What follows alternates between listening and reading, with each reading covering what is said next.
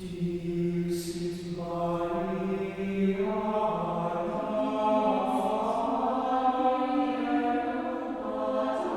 actually a series of questions that can be summed up, to paraphrase the lyric from The Sound of Music: how do we solve a problem like Bergoglio? Has Pope Francis, these are the series of questions we got, has Pope Francis excommunicated himself?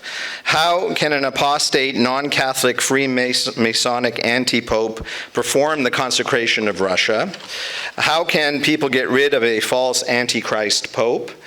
Would God allow a true pope to teach heresy and lead souls to hell? Now, before you answer, Chris, the Fatima Center's position on this issue is that as a lay organization devoted to spreading the Fatima message, it is beyond our pay grade to try to determine whether Francis is the Pope, and that in the absence of an authoritative determination to the contrary, we will continue to treat him as such.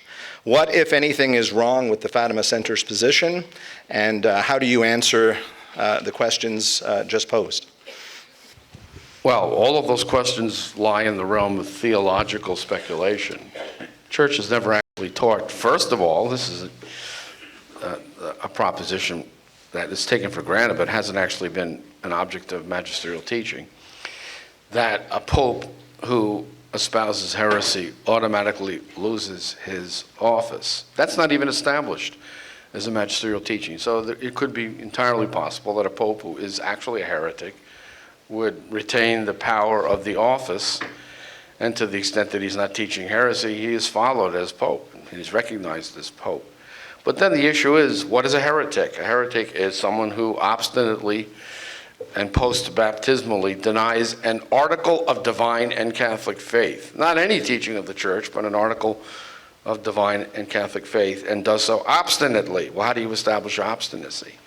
You challenge him to retract his heresy, and he refuses to retract it, which establishes that he knows that it's heresy and doesn't care. But how do you do that with Francis, who's going to provide the tribunal? No one can judge the first see.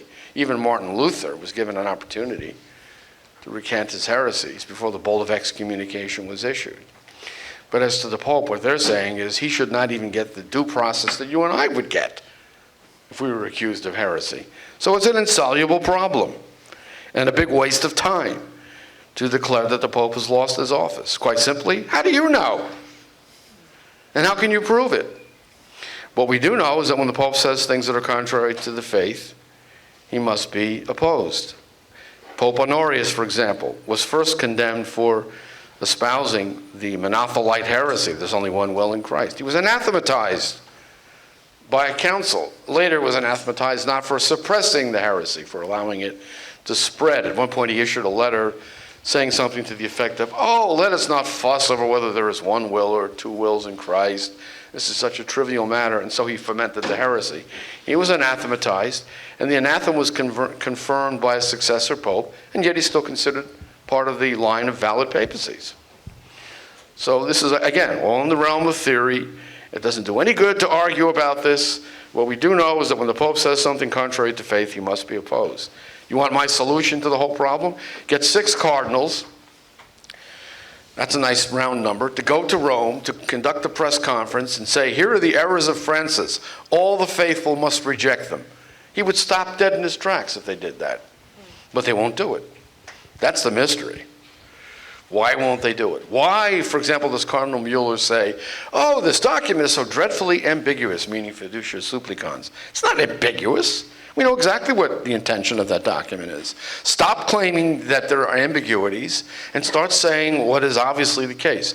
This Pope is, as a mainstream commentator, I've been citing him throughout today, who I also won't name, a danger to the faith. He must be exposed and condemned as a danger to the faith. He must be corrected in his errors. He must be rebuked the way St. Paul rebuked Peter. When Peter refused to eat with the Gentiles. When Peter refused to eat with the Gentiles, he was jeopardizing the entire mission of the church to the Gentiles by treating them as lower than the Jews, as unclean, unworthy to dine with.